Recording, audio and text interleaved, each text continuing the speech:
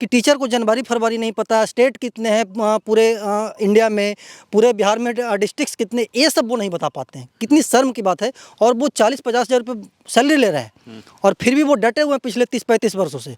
उन लोगों पर कार्रवाई करना बहुत ज़रूरी है। आपसे मेरा हम्बल रिक्वेस्ट है। जनवरी का स्पेलिंग लिखे दो।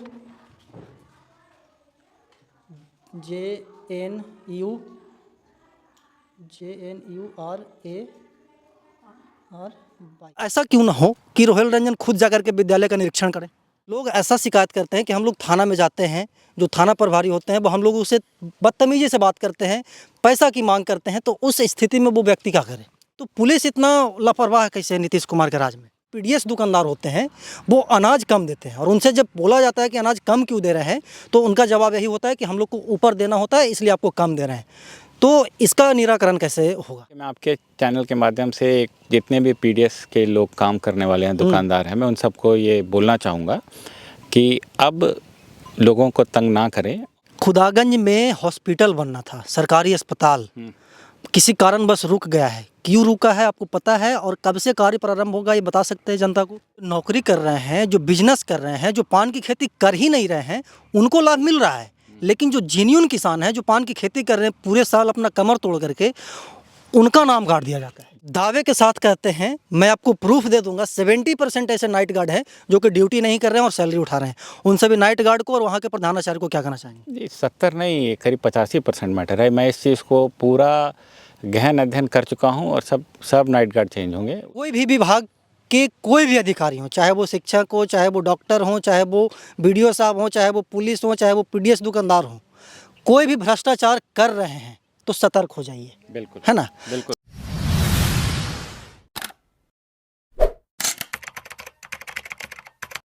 नमस्कार, प्रणाम। मैं अमित चौरसिया और आप देख रहे हैं नालंदा दस्तक। हमारी मौजूदगी है मुख्यमंत्री के गृह जिला नालंदा के राजगीर के वादियों में, और हमारे बगल में वार्तालाप करने के लिए मौजूद हैं इस्लामपुर के नवनिर्वाचित विधायक रोहिल रंजन जी। और चुनाव जीतने के बाद काफ़ी व्यस्तता के कारण मैं इनसे मिल नहीं पाया, तो आज बहुत सारे सवाल हैं, इनसे सवाल करेंगे और उम्मीद है कि सभी सवालों का जवाब देंगे। तो देर ना करते हुए इस इंटरव्यू को आगे बढ़ाते हैं। सर, सबसे पहले स्वागत है मेरे चैनल पे। धन्यवाद अमित जी। तो चुनाव को जीते हुए लगभग 1.5 महीना कंप्लीट हो चुका है।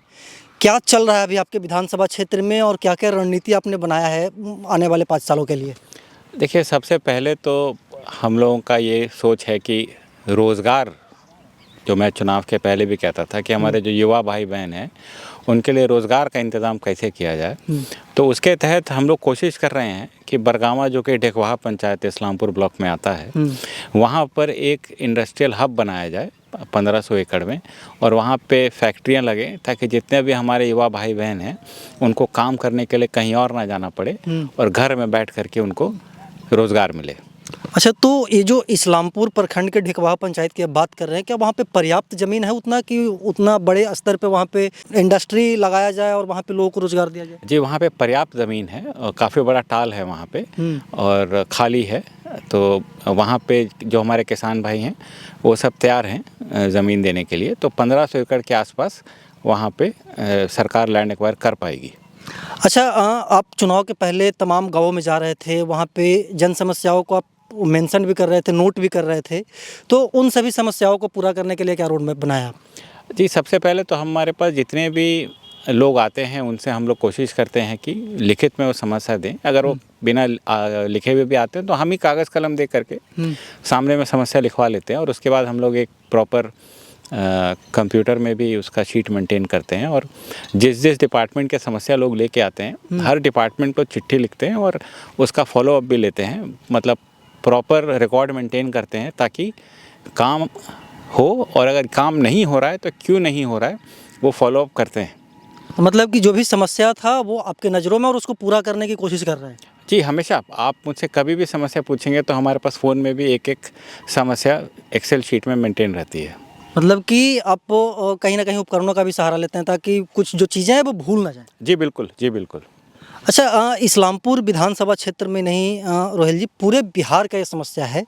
जो बिहार सरकार की पुलिस है, पुलिस सिस्टम जो है वो बहुत उन पे आरोप लगते रखता है कि पैसा लेते हैं, करप्शन है, किसी का काम नहीं करता है, तो इस तरीके का समस्या आपके पास जाता है कि नहीं? खास करके आपके विधानसभा क्षेत्र में 6 या 7 पुलिस स्टेशन है, तो सबसे ज़्यादा समस्या कहाँ का जाता है और उसको निपटारा करने के लिए आप क्या कर रहे हैं? देखिए, इसमें क्या है कि 2 ब्लॉक हैं हमारे विधानसभा क्षेत्र में। एक है कंगड़सराय और एक इस्लामपुर। एक कंगड़सराय का पॉपुलेशन तकरीबन 2,05,000 से 2,10,000 के बीच में है और उसमें 4 थाने हैं। और इस्लामपुर ब्लॉक में करीब 2,80,000 से 2,85,000 के बीच का पॉपुलेशन है और उसमें मात्र 2 थाने हैं। तो इसलिए स्वाभाविक सी बात है कि इस्लामपुर थाने से सबसे ज़्यादा कंप्लेन आती है। और इसमें एक समस्या ये है कि 2 ही थाने हैं और ब्लॉक बहुत बड़ा है। हाँ। तो इसमें हम लोग का प्रयास है कि इसमें 1 या 2 थाने और एक्सटेंड किया जाए, जिसके तहत हम लोग कोशिश करेंगे कि मीना बाज़ार और जैतीपुर में थाना आए, ताकि लोगों को ज़्यादा दूर ना जाना पड़े और थाने में भी रिस्पांस टाइम ठीक रहे और लोगों को दिक्कत ना फेस करना पड़े। और साथ ही साथ जब भी कोई समस्या आती है तो तुरंत उस पर एक्शन लेते हैं और तुरंत हम लोगों की तरफ से प्रेशर रहता है कि बिना कुछ लिए दिए ही सारे काम हों। देखिए, बहुत सारे जो लोग हैं वो आपके पास नहीं पहुंच पाते हैं, ठीक है, क्योंकि बहुत सारे लोगों को सब लोग जानते हैं कि आप एकंगरसराय में रहते हैं, लेकिन बहुत सारे लोग के अंदर एक डर है, भय कि विधायक जी के पास जाइए। एक गांव के लोगों में होता है ऐसा, ठीक है। खुदागंज थाना की बात करें, इस्लामपुर थाना की बात करें, एकंगरसराय थाना की बात करें, हम लोग के पास भी फ़ोन आता है क्योंकि हम लोग भी पब्लिक फेस हैं और नंबर पब्लिक डोमेन में है। लोग ऐसा शिकायत करते हैं कि हम लोग थाना में जाते हैं, जो थाना प्रभारी होते हैं वो हम लोग उससे बदतमीजी से बात करते हैं, पैसा की मांग करते हैं, तो उस स्थिति में वो व्यक्ति क्या करे? जिस उस स्थिति में आप निसंकोच होकर के मेरे पास उनको भेजें। और आपके चैनल के माध्यम से मैं ये बोलना चाहूँगा कि जो भी हमारे इस्लामपुर विधानसभा के कंगड़सराय ब्लॉक और इस्लामपुर ब्लॉक के जो भाई बहन हैं, अगर आपसे कोई भी पैसे की मांग करता है, थाना ही नहीं किसी भी डिपार्टमेंट में, आप मेरे पास आएँ और आपका निराकरण मैं खुद करूँगा। और आप विश्वास रखें कि मेरे रहते ऐसा नहीं होगा। मेरी पूरी कोशिश रहेगी कि ये जो चलता है या चला आ रहा है जिस भी रूप में, उसको कम से कम किया जाए, क्योंकि आप तो जान रहे हैं कि हम लोग राजनीति में सेवा भाव से आए हैं, तो सेवा करना ही हमारा कर्तव्य है। और जैसा हमारे पिताजी हमेशा बोलते थे कि ऊपर लेकर के कुछ जाना नहीं है और नाम पीछे छोड़ के जाना है, इसलिए कोई भी काम करो तो यही सोच करके करो। तो यही चीज़ मैं अपने भाई बहनों को बोलना चाहूँगा कि आपको कोई भी दिक्कत हो आप सोचिए मत, आप मेरे पास आइए। मैं डेली सुबह 10 बजे हफ्ता में कम से कम 5 दिन अपने आवास पे मिलता हूँ। क्योंकि खड़मास चल रहा था तो ऑफिस खोलने के बाद मैं ऑफिस नहीं बैठना चालू किया। अब मैं इस्लामपुर के ऑफिस में भी अगले सप्ताह से बैठना चालू करने वाला हूँ। खड़मास ख़त्म अब हो गया है, तो अगर आपको आवास मेरा दूर पड़ता है तो मैं ऑनलाइन अपने फेसबुक पे और आपके चैनल के माध्यम से मैं बता दूंगा कि किस किस दिन मैं इस्लामपुर में जो ऑफिस खोला है वहाँ पे बैठूंगा, तो वहाँ पे भी आप लोग आ सकते हैं। मतलब कि इस्लामपुर प्रखंड की बात की जाए या फिर एकंगरसराय प्रखंड की बात की जाए, आप दोनों जगह अपना ये कार्यालय खोले हैं और दोनों जगह अपना सेवा देंगे? जी बिल्कुल, जी बिल्कुल। वो अपने मतलब कि सोशल मीडिया के माध्यम से और हमारे माध्यम से वो पब्लिक डोमेन में आ जाएगा कि किस किस दिन किस किस ब्लॉक में बैठना है? जी बिल्कुल, जी बिल्कुल। इस्लामपुर प्रखंड और एकंगरसराय प्रखंड मिलाकर के जैसे कि आपने बताया कि लगभग 4 लाख आबादी है, ठीक है, 4 लाख वही 5 लाख के आसपास। वो 5 लाख आबादी में हमको लगता है कि 4.5 लाख से ज़्यादा लोग जो प्रधानमंत्री के द्वारा अनाज दिया जाता है, जन वितरण प्रणाली के बहुत सारे दुकानें हर एक पंचायत में, हर एक वार्ड में, ठीक है, लेकिन सभी लोगों का शिकायत है, मेरा भी शिकायत है, किसी भी लोगों से आप पूछ लीजिए, सभी लोग का एक कॉमन शिकायत है कि जो भी पीडीएस दुकानदार होते हैं वो अनाज कम देते हैं। और उनसे जब बोला जाता है कि अनाज कम क्यों दे रहे हैं, तो उनका जवाब यही होता है कि हम लोग को ऊपर देना होता है इसलिए आपको कम दे रहे हैं। तो इसका निराकरण कैसे होगा? जी, इसके अंदर सबसे पहले तो मैं आपके चैनल से फिर लोगों तक ये बात पहुंचाना चाहूँगा कि अगर ऐसा होता है तो उसको वीडियो रिकॉर्ड करें और हमारे पास भेजें और फिर आप देखिए उस पर एक्शन होता है कि नहीं होता है, पहला चीज़। दूसरा चीज़ कि अगर ऐसा हो रहा है तो आप एक लिखित आवेदन भी अगर मेरे पास देंगे तो मैं उस पर एक्शन ज़रूर लूँगा। और ऐसा नहीं होना चाहिए, क्योंकि ये जो स्कीम है वो सब के लिए है और कई लोग काफ़ी गरीब होते हैं, तो उनके लिए 1 किलो अनाज भी बहुत मायने रखता है। बिल्कुल, हाँ। तो इसलिए इस चीज़ को ध्यान रखते हुए कभी भी किसी को पैसा मांगे या अनाज अलग कर रहा हो तो मेरे पास सीधे आएँ आप। देखिए जो अभी सभी लोगों को राशन कार्ड मिला है विधायक जी, उस पे एक स्लोगन भी शायद मोदी जी अपना किए थे कि वन राशन वन नेशन, मतलब कि एक राशन कार्ड है तो आप पूरे देश में कहीं से भी राशन ले सकते हैं। लेकिन पीडीएस दुकानदार क्या करते हैं कि वो लोग डिवाइड कर लिए हैं कि इस वार्ड को हम ही देंगे और दूसरे वार्ड में जाएंगे तो नहीं मिलेगा। तो कहीं ना कहीं पीडीएस दुकानदार भी अपने आप में एक सुपीरियर मानते हैं। तो पीडीएस दुकानदार से लड़ाई करना कहीं ना कहीं जो लाभार्थी होते हैं उनके लिए नुकसान हो जाता है। तो उस पीडीएस दुकानदार को क्या कहना चाहेंगे? जी सबसे पहले तो मैं आपको धन्यवाद दूंगा कि मुझे इस चीज़ के बारे में आइडिया नहीं था कि ऐसा भी हो रहा है।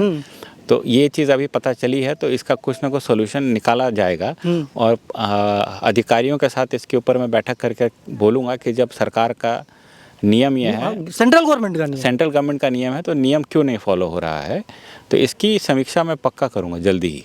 मान करके चलिए कि आप एक गंगरसराय प्रखंड के रहने वाले हैं, आपका ABCD कोई गांव है, तो A गांव के निवासी हैं तो B गांव में भी जा करके ले सकते हैं, ऐसा नियम है। लेकिन जो पीडीएस दुकानदार होते हैं वो B गांव वाले पीडीएस दुकानदार के पास जाते हैं तो सीधे बोलते हैं कि नहीं आपको तो A गांव वाले देंगे, हालांकि ऐसा नियम है नहीं। देखिए मैं आपके चैनल के माध्यम से जितने भी पीडीएस के लोग काम करने वाले हैं, दुकानदार हैं, मैं उन सबको ये बोलना चाहूँगा कि अब लोगों को तंग ना करें और बीच में चावल ना अलग करें, क्योंकि अब कभी भी हम लोग एक्शन ले सकते हैं। मतलब कि उनके पास कभी भी आप पहुंच सकते हैं? जी बिल्कुल, जी बिल्कुल। शराबबंदी बिहार में लागू है सर, पूरे एक दशक होने वाला है, मतलब कि 2026 आएगा तो 10 साल पूरा हो जाएगा। लेकिन उसकी जो ज़मीनी हकीकत है वो क्या है वो आपसे छिपा हुआ नहीं है। पिछले हफ्ता मतलब कि एसपी साहब प्रेस ब्रीफिंग कर रहे थे तो उसमें बता रहे थे कि इतने भारी मात्रा में हम लोग पूरे 1 साल में शराब बरामद किए हैं। तो जब शराब बंदी है तो ये शराब बन कहाँ रहा है, बिक कहाँ रहा है, कौन इसके पीछे जिम्मेवार है? जी जैसे ही हम लोग को किसी भी जगह का पता चलता है कि यहाँ पे शराब बन रही है और बिक रही है या लोग वहाँ से ले रहे हैं, हम लोग तुरंत एक्शन लेते हैं और इसमें पुलिस की मदद से तुरंत पकड़ते हैं और तुरंत सबको बंद करते हैं और शराब को ज़ब्त करते हैं। अगर किसी को भी पता चले कि कहीं पे शराब का कारोबार हो रहा है तो बताएं, हम लोग तुरंत एक्शन लेंगे, क्योंकि हमारे अभिभावक माननीय श्री नीतीश कुमार जी ने जो शराबबंदी करी है उससे बहुत फ़ायदा हुआ है। जितने भी हमारी महिलाएं हैं वो अब आराम से घूमती हैं और उनको घर में भी मारपीट अब नहीं होती है और पैसों की बचत बहुत ज़्यादा हो रही है। घर में अब खाने के लाले नहीं पड़ते हैं, इसलिए ये स्टेप बहुत ही अच्छा कदम है और इसको मेंटेन करना बहुत ज़रूरी है। मेंटेन करना ज़रूरी है सर, हम मानते हैं इस चीज़ को, लेकिन जो अवैध निर्माण हो रहा है, कोई लैब नहीं है शराब निर्माताओं के पास, ना कोई टेक्निकल नॉलेज है, ना कोई वैसा प्रोफेशन है वो उनका कि वो शराब बनाए, उसमें कितना क्या मिलाना है। कई मामलों में आप सुने हो कि जहरीली शराब से इतना लोगों की मौत हो गई, बिहार शरीफ में हुई थी 1-2 साल पहले। तो इसको पूर्ण रूप से बंद करने के लिए कुछ प्लान है आपके पास? जी इसके अंदर तो हो क्या रहा है कि एक जगह रेड होती है, वहाँ पे लोग पकड़े जाते हैं, 5 लोग पकड़े गए, नए 5 लोग आ जाते हैं। तो ये एक साइकिल चल रहा है कि आप पकड़ पकड़ के अंदर करते रहें और नए लोग आते रहते हैं। तो इसके अंदर थोड़ा सा समाज की भी जिम्मेदारी बनती है कि समाज के जितने भी जाने माने लोग हैं वो अपने आसपास ध्यान रखें और जैसे ही कुछ पता चले कि कहीं शराब बन रही है, बिक रही है, तो तुरंत खबर करें। जैसे कि आप अभी इंटरव्यू का स्टार्टिंग में बोले थे कि हम लोग सेवा भाव से आए हैं, हमको सेवा करना है, ठीक है। पुलिस का भी काम है कि हम लोग को सेवा देना है, लेकिन पुलिस सेवा देने से ज़्यादा उन शराब माफियाओं से मिली हुई है, ये सच्चाई है। मैं आपको स्टिंग ऑपरेशन के तहत इस चीज़ को दिखा दूंगा। तो पुलिस इतना लापरवाह कैसे नीतीश कुमार के राज में?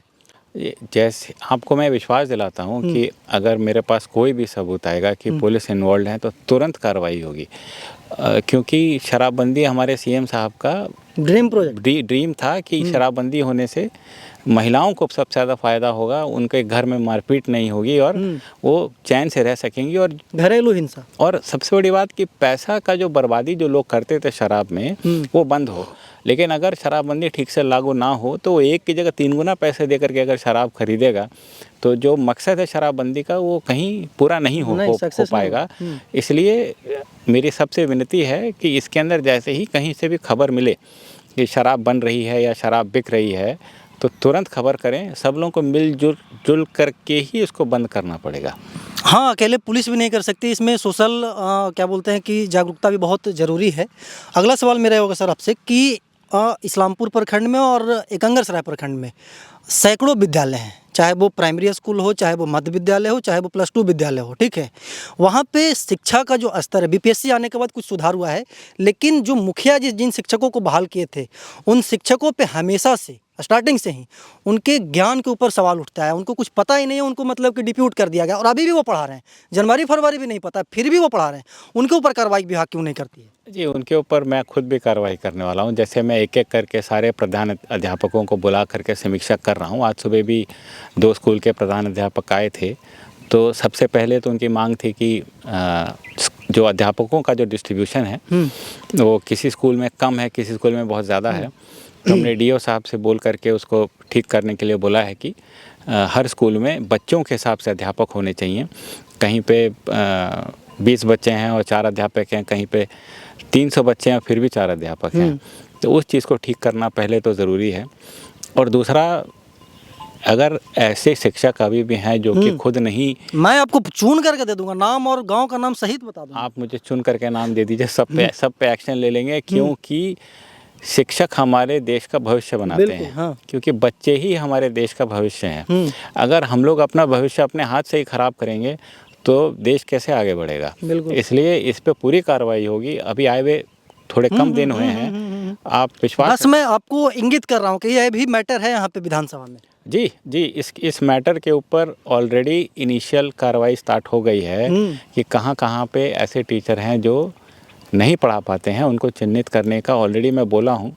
लेकिन किसी कारणवश, जो भी कारणवश, कई प्रधान अध्यापक ये चीज़ नहीं बता पाते हैं। इसलिए मेरी फिर आपसे और समाज के जितने भी जाने माने लोग हैं उनसे विनती है कि ऐसा कुछ भी हो तो मुझे बताएं, क्योंकि पता रहेगा तभी एक्शन लिया जा सकता है। जैसे कि जितने भी सरकारी विद्यालय हैं सर, उसमें गरीब के बच्चे पढ़ते हैं, उसमें पूंजीपति और करोड़पति के बेटे नहीं पढ़ते हैं।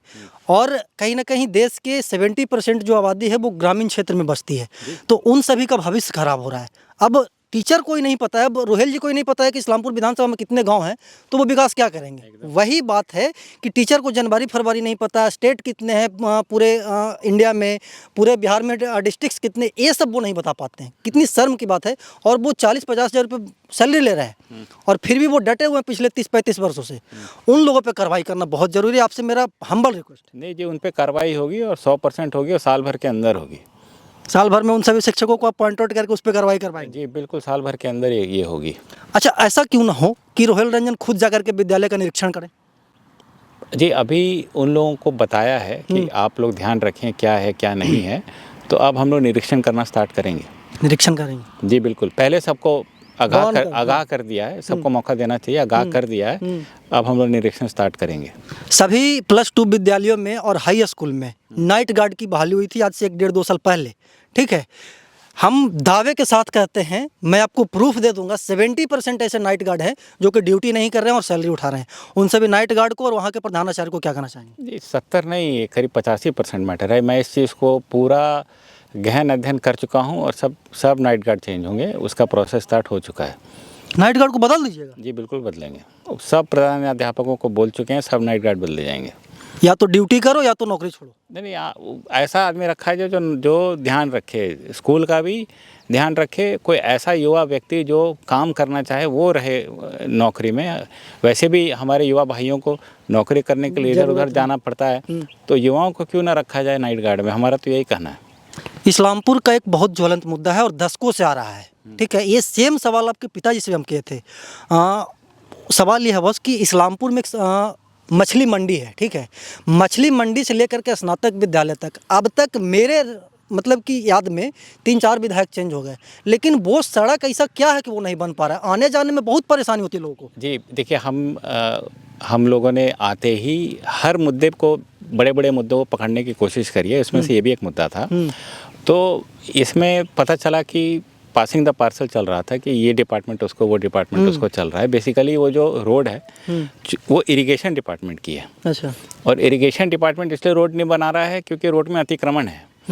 तो जितना चौड़ा रोड होना चाहिए वो अतिक्रमण के कारण वहाँ पे नहीं खाली है। अच्छा। तो अभी मैं उनको समझाया हूँ कुछ दिन पहले कि साहब, अतिक्रमण है, मान लिया ठीक है, हटेगा कब हटेगा ये तो ऊपर वाले को पता है। जितना जगह है उतना तो रोड बनवा दीजिए कम से कम। पानी का छिड़काव करवा दीजिए, कम से कम धूल ना उड़े। जी यही तो उनको बात अब समझ में आ गई है, तो अब वो एक्शन लेंगे। तो मैंने उनको बोला है कि कोई भी मदद चाहिए हो तो बताइए, हम लोग फिर उसके लिए भी चिट्ठी लिखेंगे। लेकिन हमारी विनती है कि जितनी जगह है उतनी रोड बना दीजिए कम से कम।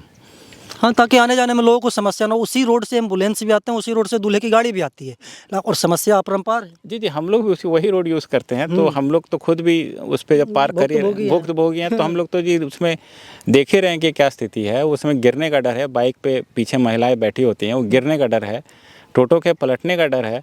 इसलिए आते ही उसके ऊपर एक्शन लिया। पहले तो लोगों ने बोला नगर निगम, तो नगर निगम से पूछा तो उन्होंने बोला नहीं साहब इरिगेशन का ये रोड है। फिर इरिगेशन वाले से बात किया तो उसने बोला लैंड एक्विजिशन का प्रॉब्लम है क्योंकि अतिक्रमण है। तो फिर उसके बाद फिर वही समझाया कि जितनी जगह है उतनी तो पहले बनाइए। तो मतलब कि ये सब जो समस्या है वो जनहित की समस्या है। हम बस आपको पॉइंट आउट कर रहे हैं कि इस पे ध्यान दीजिए।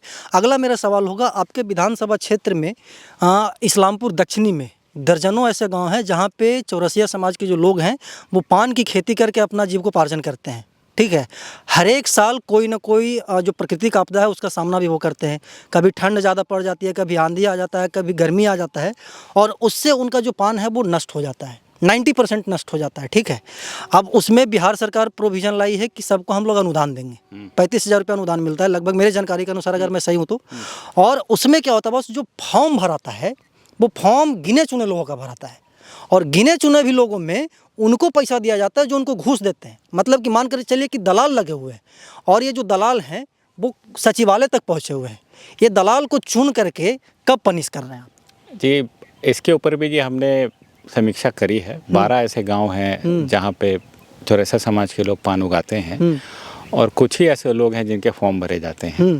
तो मैंने चौरसिया समाज में ही और जितने भी समाज के लीडर हैं उन सबसे भी विनती करी है कि एक कम से कम हमको लिस्ट दे दी जाए कि किनका किनका फॉर्म नहीं भराता है, ताकि हम अपने लेटर हेड से लिख करके बोलें कि इनका फॉर्म क्यों नहीं भराया गया। तो हमारी आपसे विनती है कि जिसका जिसका फॉर्म नहीं भराया है वो एक लिस्ट दीजिए 12 गांव में जितने भी लोग हैं। हम लोग खुद लिख के देंगे कि इनका क्यों नहीं हो रहा, सवाल पूछेंगे कि इनका क्यों नहीं कॉम्पनसेशन दिया जा रहा है। जो नौकरी कर रहे हैं, जो बिजनेस कर रहे हैं, जो पान की खेती कर ही नहीं रहे हैं, उनको लाभ मिल रहा है। लेकिन जो जेन्युइन किसान है, जो पान की खेती कर रहे हैं पूरे साल अपना कमर तोड़ करके, उनका नाम गाड़ दिया जाता है। जी असल में इसमें इस वाले में जी प्रशासन की भी गलती नहीं है, क्योंकि प्रशासन के पास जो नाम जाता है प्रशासन वही करता है। तो इसमें जो लोग जो नाम भेज रहे हैं उनकी गलती है। तो हमारा यही रिक्वेस्ट है कि बाकी जो लोग हैं जिनको नहीं मिल रहा है कॉम्पनसेशन, वो आपके पास, मेरे पास या किसी भी सीनियर आदमी के पास कम से कम लिस्ट पहुंचाएं, नाम दें डिटेल्स के साथ कि इनका नहीं भरा रहा, ताकि पता चले कि कितने लोग इस स्कीम से उनको फ़ायदा वंचित हैं, वो पता चले ताकि अकॉर्डिंगली एक्शन लिया जा सके। क्या लगता है आपको, जो दलाल हैं जो घूस लेते होंगे आम पब्लिक से, वो अकेले खा जाते होंगे? क्या अधिकारियों के पास नहीं जाती है घूस? इसके बारे में जी मुझे जानकारी नहीं है, इसके बारे में 0% जानकारी है। लेकिन आपके पास कंप्लेंट जाएगा तो उस पर कार्रवाई करें? 100% कार्रवाई होगी। बताइए ना बॉस, 35,000 रुपये उनको मिलता है, 15,000 रुपये वो घूस ले लेते हैं, बचता क्या होगा? सही कर रहे हैं आप। देखिए हम लोग तो राजनीति में पैसा कमाने के लिए आए नहीं है, तो सब जान रहे हैं। तो हमारे पास ऐसा मैटर आएगा तो हम लोग तो एक्शन लेंगे, क्योंकि हम लोग को उसमें कोई डर नहीं है, क्योंकि हम लोग तो पैसा लेते नहीं है, तो हम लोग तो ज़रूर इसमें एक्शन लेंगे। तो खरमास ख़त्म हो गया है, अब नए सिरे से काम स्टार्ट करना है, तो कब से काम स्टार्ट हो रही है? ये काम हम लोगों का जी पहले दिन से ही चालू है। 14 तारीख को रिजल्ट आया था और मैं 15 को सुबह डेकवाहा में, बरगामा में 1500 एकड़ का लैंड एक्विजिशन हो के लिए पहुँच गया था। तो जिला प्रशासन से क्या सहयोग मिल रहा है इसके लिए? जिला प्रशासन से जी काफ़ी अच्छा सहयोग है। डीएम साहब खुद बहुत मदद कर रहे हैं इसके अंदर, उनका मैं आपके चैनल के थ्रू धन्यवाद देना चाहूँगा। वो एकदम खुद लगे हुए हैं, खुद भी कई बार गए हैं और एसडीएम साहब भी खुद कई बार गए हैं। प्रोसेस काफ़ी फास्ट है, पर 1500 एकड़ का लैंड एक्विजिशन सरकारी तौर पे आप समझते हैं बहुत लंबा काम है, समय लगेगा थोड़ा। तो मेरा सबसे आग्रह है कि सब लोग सब्र रखें और इसमें मदद करें, और इसमें जल्द से जल्द हम लोग कोशिश करेंगे कि लैंड एक्वायर हो जाए। खुदागंज में हॉस्पिटल बनना था, सरकारी अस्पताल, किसी कारणवश रुक गया है। क्यों रुका है आपको पता है, और कब से कार्य प्रारंभ होगा ये बता सकते हैं जनता को? जी मैं जैसे बताया कि जितने भी ज़रूरी मुद्दे थे सबको हमने पॉइंट आउट किया है। तो इसमें जो ज़मीन, जो मैटर था वो कोर्ट गया था। तो उसमें जो ज़मीन थी वो जिस पे हॉस्पिटल बन रहा था वो मेडिकल डिपार्टमेंट के नाम ही नहीं थी।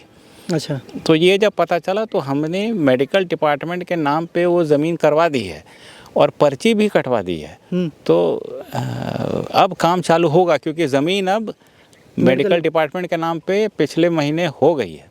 तो उसमें अब कोई ऑब्जेक्शन नहीं है? अब देखिए कोई नई कहानी पैदा हो जाए तो नहीं कह सकते हैं, लेकिन अभी तो नहीं है।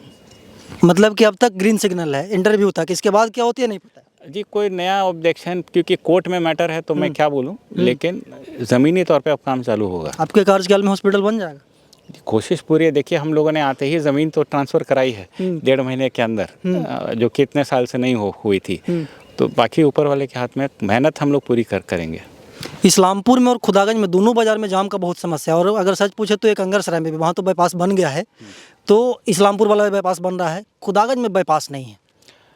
जी इसके लिए हम लोग एक समीक्षा करेंगे जल्दी ही, और इसके लिए बाईपास बनना चाहिए, ये तो बहुत ज़रूरी है।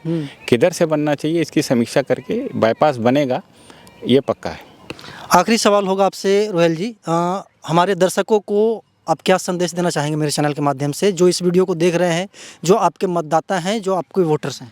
जी सबसे पहले तो मैं हमारे जितने भी इस्लामपुर विधानसभा के भाई बहन हैं उनको मैं नव वर्ष की हार्दिक शुभकामनाएं देना चाहूँगा, और मैं ये प्रार्थना करूँगा कि इस नए साल में जो भी प्रार्थना लेकर के आप लोग आए हैं, माता रानी आप सबकी प्रार्थना पूरी करें और आप सबका साल ये खुशी से बीते। और आज मकर संक्रांति के दिन भी मैं आप सबको हार्दिक शुभकामनाएँ देता हूँ और सूर्य भगवान से प्रार्थना करता हूँ कि जो भी आपकी मनोकामनाएँ हैं वो पूरी हों। और मेरी तरफ से मैं ये ज़रूर बोलूँगा कि मेरी तरफ से मेहनत की कभी कोई कमी नहीं आएगी। कई बार क्या होगा नहीं होगा ये ऊपर वाले के हाथ में भी हो जाता है, पर मैं आपको ये वादा करता हूँ कि मेरी तरफ से मेहनत में आपको कमी नहीं दिखेगी कभी भी। तो हमारे बगल में रोहेल जी थे, जो कि इस्लामपुर के नवनिर्वाचित विधायक हैं। कोई भी विभाग के कोई भी अधिकारी हों, चाहे वो शिक्षक हो, चाहे वो डॉक्टर हों, चाहे वो BDO साहब हों, चाहे वो पुलिस हो, चाहे वो PDS दुकानदार हों, कोई भी भ्रष्टाचार कर रहे हैं तो सतर्क हो जाइए। बिल्कुल, है ना? बिल्कुल सतर्क हो जाइए, नहीं तो किसी भी दिन आपके पास रेड पड़ सकती है, और रेड पड़ेंगे तो खुद विधायक जी जाएंगे। बिल्कुल पहले वाला जमाना नहीं। जी बिल्कुल खुद जाएंगे 100%। कोई चेला चपाटी दलाल का कोई मतलब नहीं, वो सब तो हमारे यहाँ कोई मतलब ही नहीं है साहब। हम लोग सीधे अभी गए भी थे, हम लोग जब हॉस्पिटल में अभी रिसेंटली एक अंगरसराय अस्पताल में जब पहुँच गए थे तो खुद ही पहुँच गए थे, किसी को लेके जाने का सिस्टम नहीं, खुद ही जा करके खुद ही पढ़े लिखे आदमी खुद ही देख सकते हैं क्या क्या नहीं है। तो जो भी भ्रष्टाचार कर रहे हैं, जो भी लूट खसोट कर रहे हैं, वो सावधान हो जाइए, क्योंकि कभी भी आपके पास विधायक जी पहुंच सकते हैं। बाकी विधायक जी के बारे में आप क्या कहना चाहते हैं कमेंट बॉक्स में बताइएगा। हम ऐसे ही देश दुनिया की तमाम छोटी बड़ी खबरों से आपको रूबरू करवाते रहते हैं और आगे भी करवाते रहेंगे। तब तक के लिए बने रहे हमारे साथ और देखते रहें नालंदा दस्तक।